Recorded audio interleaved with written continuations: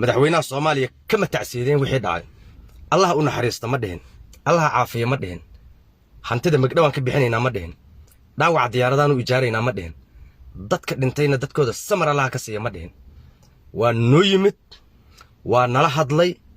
khudbadii isbuuclaha khudbadii madaxweynayaasha looga bartay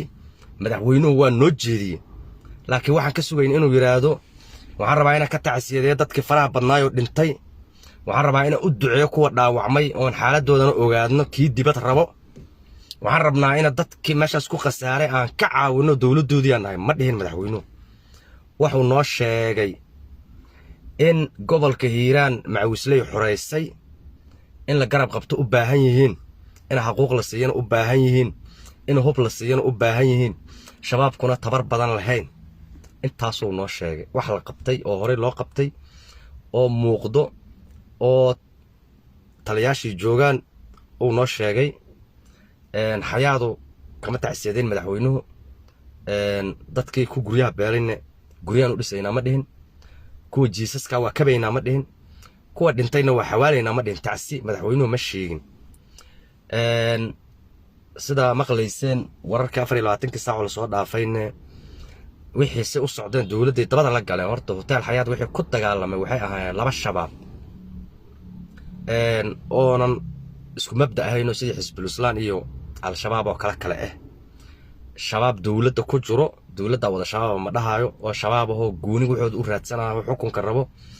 iyo shabaabkii cali dheer hogaaminayo ayaguna oo dhinac kale ah laba shabaab dagaalantay marka hotelka xayaad waxa ku dagaalamay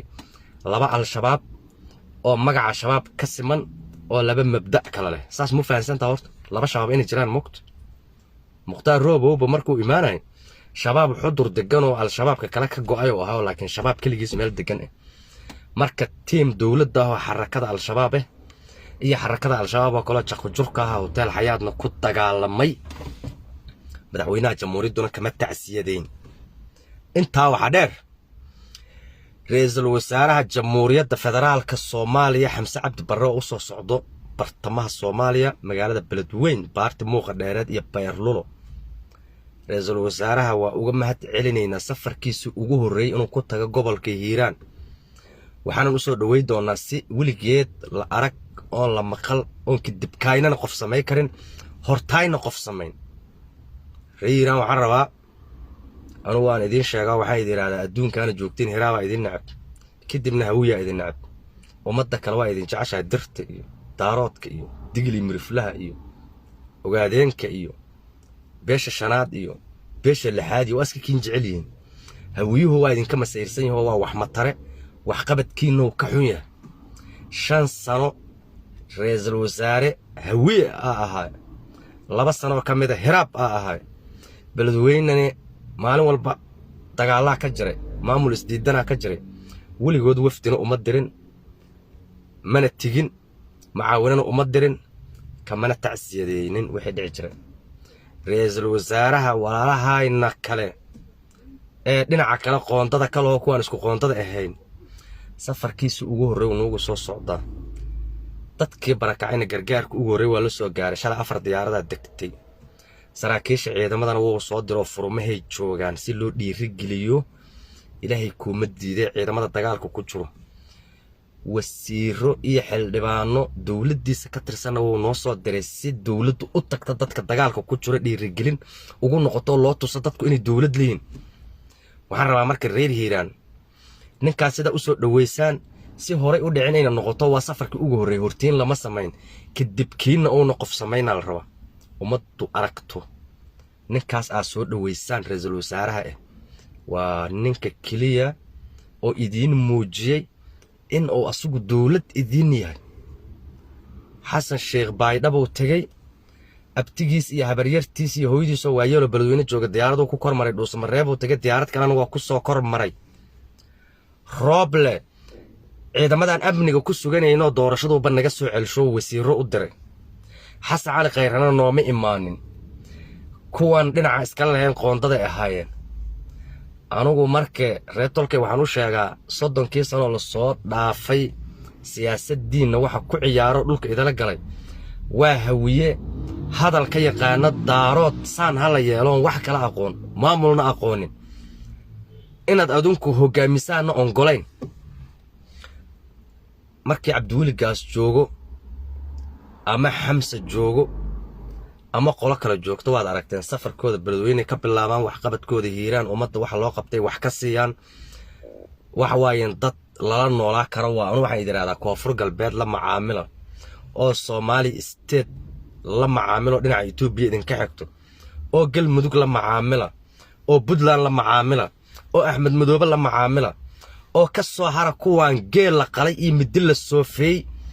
iyo filadan galayna iyo hebelan soo xireeyna iyo daarodan xamar ka saarayna warkooda ka bilowdo ku dhamaado warka hawiyaha markaad fiiriso waa dabageedo dhulna beledweyne ka yaqaano hadalna dhaar ka yaqaaniyo qof la xiro kale bara bulshada haday ka hadlaan waxay yiraahdeen anuku hawiya inaad sheegto waxa ka muhiimsan waxaad qabato meel ku yaala in la arko waxa toosiso meel yaal in la arko wax qabadkaada inaad keento Xamse Cabdi Barre waa soo dhaweynaynaa waana uga mahad celinaynaa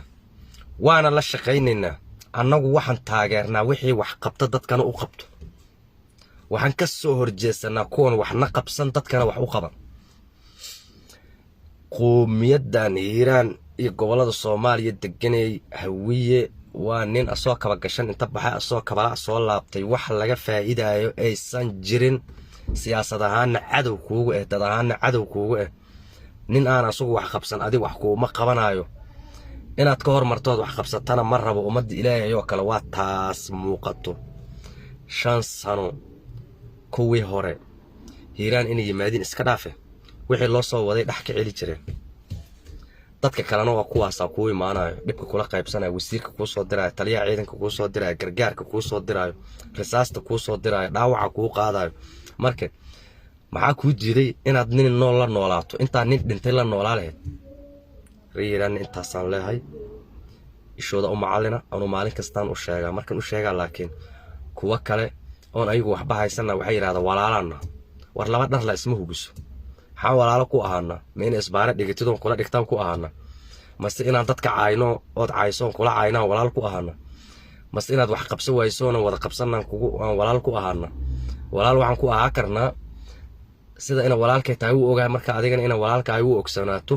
ina wax wada qabsano ongolaato ina maalintaada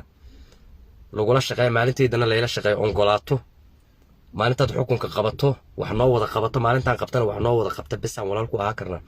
walaalku ma ahaa karna laakiin saraan ka dhisane af igu difaac ama adin igu difaac adoo qadsanaw walaalku ma ahaa karno riihiran ishina idin macallinanimayo waxa aanu sheegaa waa run walaa dadka iskama qabsado intaan sheegay inta ku laabata baladu soo qaymay baaritaan la sameeyo generaalku wuxuu sheegay maxaa ka run 5 sano ra'iisul wasaarayaasha hawiyo ma iman Hiiraan afna wax kama dhihin ayagoo maqan xataa aad ogtee ma beenu generaalku sheegay tabsoorun ma Xamse Cabdi Barre safarkiis ugu horeey soo beledweyne kuma imaanayo waxa la wuxuu taliye soo diray soo furunta ma joogan 4 diyaaradood social idima digano gargaar wado maxay ii sheegay marka hawiye iyo daarood marka yaan wax ku darsadaa adan ku weydiiyay yaan wax ku darsan karaa xawaayeen meeshan